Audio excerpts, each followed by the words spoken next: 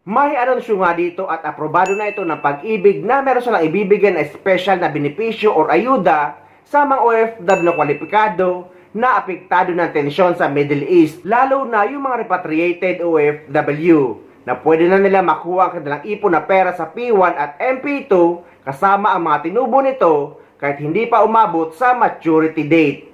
Inaprubahan ng Pag-ibig Fund ang isang espesyal na benepisyo para sa mga Overseas Filipino Workers o OFWs na napilitang umuwi mula sa gitnang silangan alinsunod sa direktiba ni Ferdinand R. Marcos Jr. Ayon kay Jose Ramon P. Aliling na siya ring chairman ng Pag-ibig Fund Board of Trustees, layunin ng naturang package na magbigay ng agarang tulong pinansyal sa mga apektadong OFWs upang makabangon at makapagsimula muli sa bansa.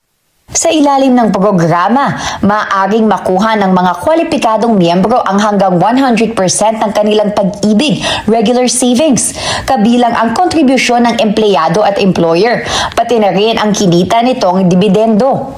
Kahit hindi pa umaabot sa 20 taong maturity, maaari rin nilang i-withdraw ang kanilang MP2 savings kasama ang kita nito bago ang itinakdang 5 taon. Bukod dito, maaari ring mag-avail ang mga miyembro ng 3 buwang moratorium sa pagbabayad ng housing loan ng walang interest at penalty, habang ang termino ng loan ay palalawigin ng 3 buwan. Ayon pa sa datos ng ahensya, aabot sa mahigit 891,000 OFW sa gitnang silangan ang rehistradong miyembro ng Pag-ibig Fund, kung saan libo-libo ang may MP2 savings at housing loans. Kabilang sa may pinakamaraming miyembro ang mga nasa Saudi Arabia, Qatar, United Arab Emirates at Kuwait.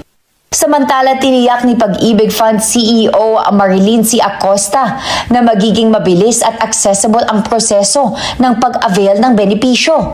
Anya, maaaring mag-apply online sa virtual Pag-ibig bukod pa sa tulong na ibibigay ng mahigit 200 sangay at OFW service center sa buong bansa.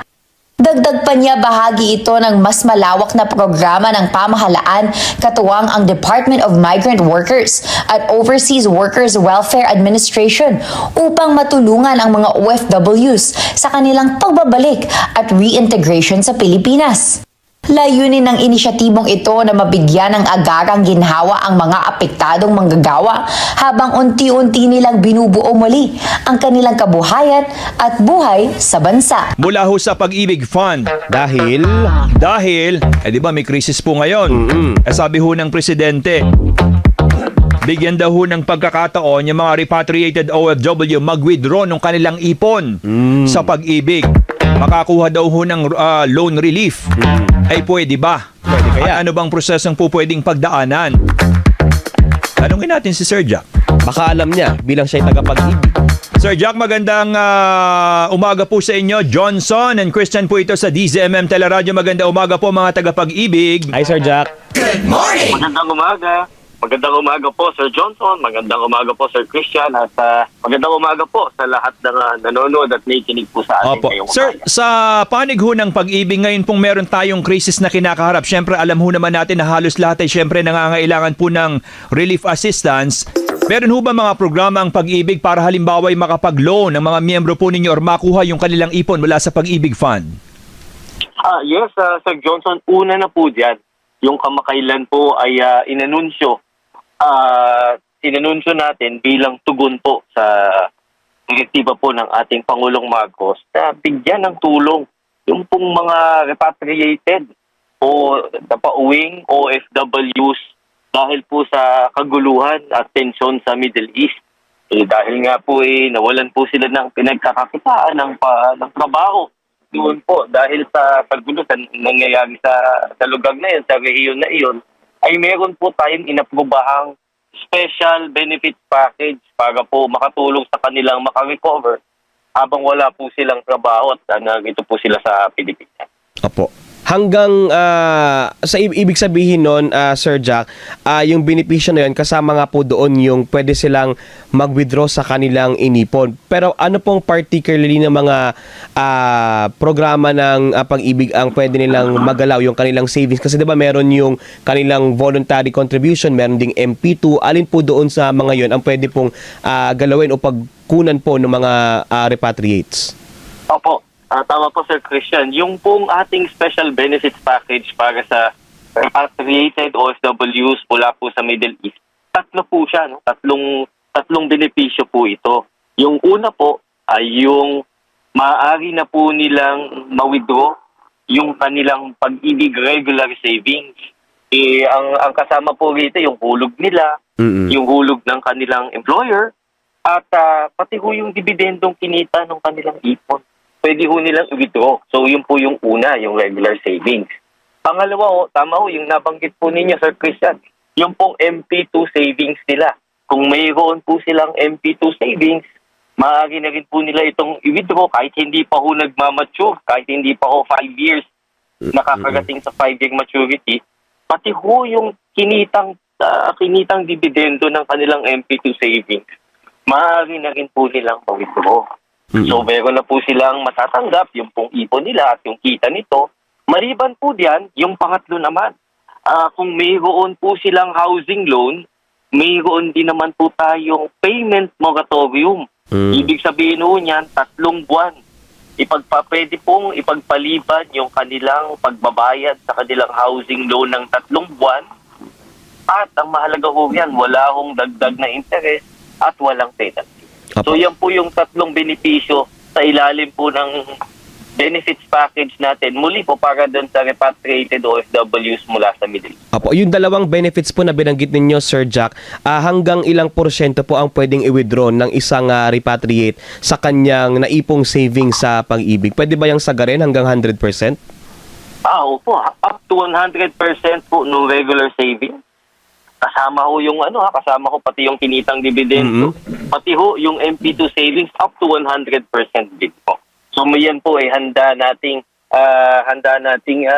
ibalik sa ating mga apektadong OFW members. Again, para makatulong sa kanila habang nagre-reintegrate po sila at nagre-recover dito sa ating bansa. Opo. Pero Sir Jack, linawin din ho natin na ito'y para lamang ba sa mga repatriated OFW na galing sa Middle East? How about ho halimbawa yung mga kamag-anak na mga OFW sa Middle East na naiwan din ho sa Pilipinas? Pwede ho bang mag-avail ng programa? Ito po'y para sa ating repatriated OFWs. Sila po yung nawalan kasi ng trabaho na hindi naman nila kagustuhan. Opo. At napauwi nga po dito sa Pilipinas. Kaya ito po ay para sa kanila. Opo, at kung sa regular halimbawa na programa ng pag-ibig, hindi ho po pwede halimbawa dun sa second option, ika nga ninyo sa MP2 savings, hanggang hindi nagmamature yung savings, hindi po pwedeng makuha ng may-ari. Pagdating po sa ibang miyembro, yung pong ina-allow natin na yung MP2 savings ay makuha na kahit hindi pa tapos yung 5-year maturity. Ito po ay para sa ating para sa ating repatriated OFWs na galing sa Middle East. Opo, sige. Sir Jack, mga gaano karami sa tingin ninyo ang pupwedeng makinabang doon sa special benefit package na ito ng Pag-ibig Fund?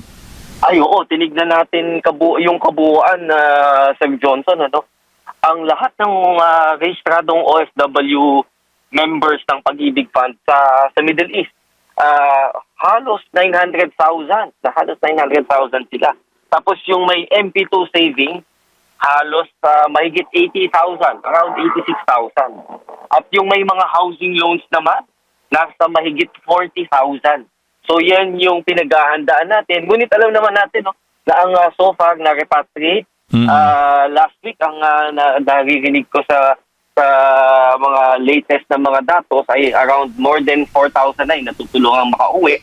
Ngunit handa kami para sa pagsilbihan kung sakaling mas dumami pa yung mapilitan at matulungan ng ating pamahalaan na makauwi mula sa Middle East. Sir Jack, sige, puntahan po natin yung proseso naman kung paano magsisimula halimbawa isang repatriated OFW na maka-avail dun sa tatlong options na binanggit po ninyo. Paano? Anong mga requirements na pwede ho nilang or kinakailangan nilang dalhin at i-comply?